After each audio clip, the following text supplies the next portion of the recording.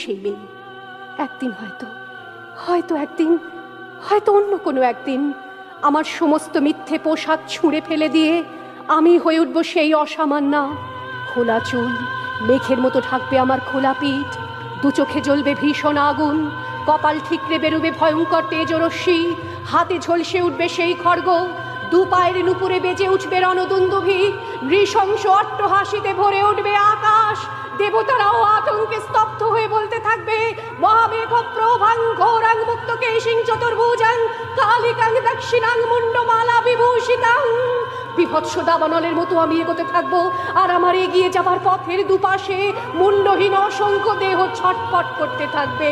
সভ্যতার দেহ, প্রগতির দেহ, উন্নতির দেহ, সমাজের দেহ।